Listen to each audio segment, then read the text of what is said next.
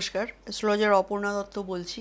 মাসিক রাশিফল সিরিজে আজকে হচ্ছে কুম্ভ রাশি নিয়ে আজকে কথা বলবো। কুম্ভ রাশির লগ্নে রাহু বসে আছে, দ্বিতীয়তে শনি বসে আছে, পঞ্চমে বৃহস্পতির অবস্থান, বৃহস্পতি ট্রানজিট, সেখানে শুক্র এখন বসে রয়েছে এবং ষষ্ঠভাবে হচ্ছে সান মার্কারি বসে রয়েছে, সপ্তমভাবে কেতু বসে রয়েছে, অষ্টমে মঙ্গল এবং নবমভাবে চন্দ্র থাকবে মাসের শুরুতে। তো এক্ষেত্রে দেখুন, প্রথম কথা, কুম্ভ রাশিকে বলা হয় রাহুর হাউস, মানে নিজস্ব ঘর।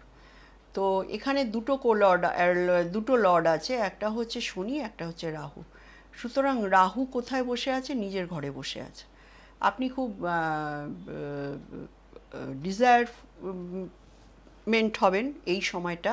আপনার ভীষণভাবে অনেক কিছুর ইচ্ছা মনের ভেতর থাকবে এবং আপনি সেটা ফুলফিল করবার জন্য উদ্যোগীও হবেন এবং আপনাকে এই উদ্যোগটা রাহু কিন্তু দেবে। রাহু কিন্তু আপনাকে ডিপ্লোম্যাট বানাবে। রাহু অ্যাকচুয়ালি ডিপ্লোম্যাটিক একটা প্ল্যানেট। সুতরাং লগ্নে রাহু বসে থাকাতে, লগ্নে রাহু মানে কি? লগ্নে রাহু হচ্ছে আপনি টু মাচ ডিপ্লোম্যাটিক। হ্যাঁ, যেহেতু শনি বসে আছে সেকেন্ড হাউসে, শনির অবস্থানটা ভালো না, বাট রাহুর অবস্থান ভালো। এবার আপনার ন্যাটাল চার্টে শনি আর রাহুকে দেখুন, যে প্ল্যানেট বেশি ডিগ্রি হোল্ড করবে সেই প্ল্যানেটই কিন্তু অ্যাকচুয়াল আপনার কুম্ভের লর্ড হিসেবে পরিগণিত হবে। এটা কিন্তু পরাশর হোরাশাস্ত্রের কথা আমি বললাম আজকে, আপনারা মিলিয়ে নেবেন। এখানে শনি কিন্তু আপনার দ্বিতীয় থেকে, শনি আপনাকে প্রোকাস্টিনেট করছে। ফোর্থ হাউসে শনির দৃষ্টি আসছে এবং থার্ড হাউসেও শনির দৃষ্টি আছে। সুতরাং একটা জিনিস আপনার ভেতরে হবে, কখনো আপনি লেজি হবেন, কখনো আপনার ঊর্জা বাড়বে। দুটো জিনিস আপনার ক্যারেক্টারের মধ্যে এই সময়টা দেখা যাবে। আপনি এক এক সময় খুব লেজিনেস, আপনি এক এক সময় খুব প্রোকাস্টিনেট, আবার এক এক সময় খুব ঊর্জাবান হয়ে উঠবেন। এটা কিন্তু এই রেট্রোগেট স্যাটার্নের আপনার ফল।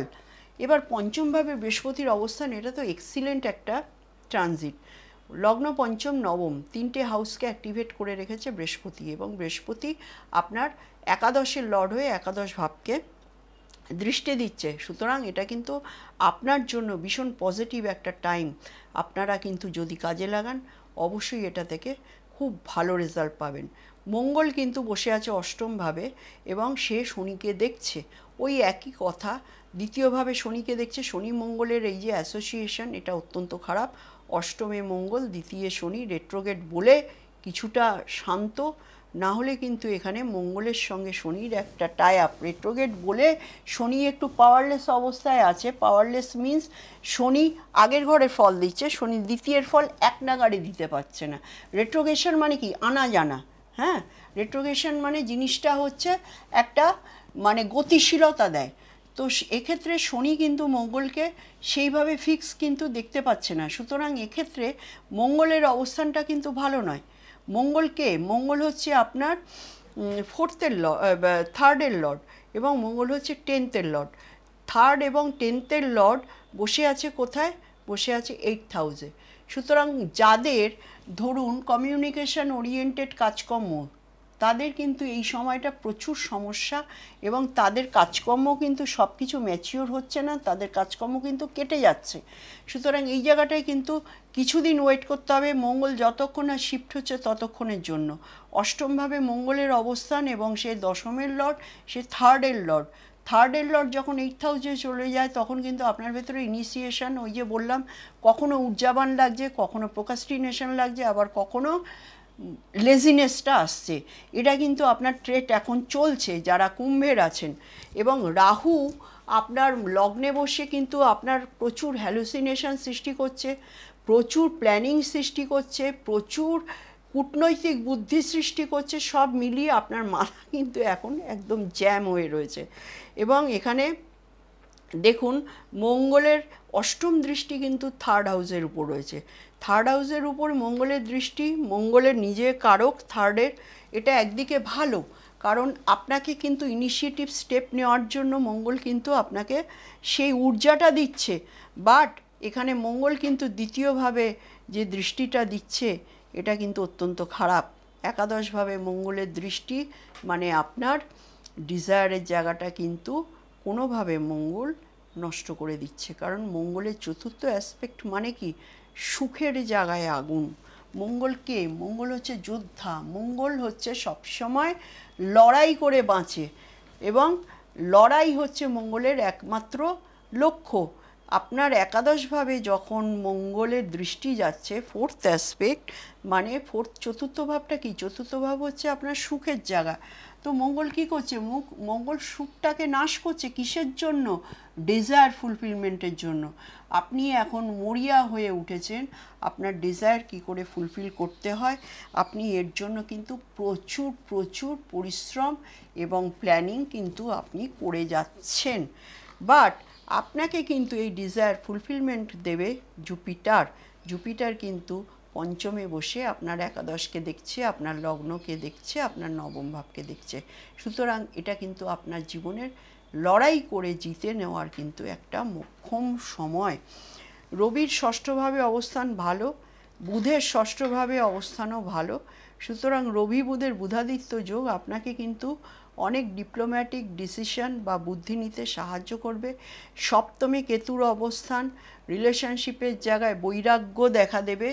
রিলেশনশিপের জায়গায় আপনি কিন্তু অতটা উৎসাহিত হবেন না এবং রিলেশনশিপের জায়গায় কিন্তু আপনার অনেক কিছু খামতি থেকে যাবে, যেখান থেকে কিন্তু সম্পর্কের অবনতি এবং এক্ষেত্রে সম্পর্কের কিন্তু একটা বিরাট টার্ময়েল সৃষ্টি হবে। কেতু যখনই সপ্তমভাবে অবস্থান করে তখনই কিন্তু সম্পর্কের জায়গায় কিন্তু একটা ডিট্যাচমেন্ট, মানে অনীহা, মানে আপনার কিন্তু খুব একটা খেয়াল নেই। যারা বিবাহিত আছেন কুম্ভের, তাদের কিন্তু সম্পর্ক বা ওয়াইফ বা হাজব্যান্ড তাদের উপরে খেয়াল নেই। তারা কিন্তু নিজের ডিজায়ার ফুলফিলমেন্ট করার জন্য একদম নিজের দিকেই তাকিয়ে আছেন। রাহু লগ্নে থাকলে সেই মানুষরা কিন্তু একটু সেলফিশ হয়।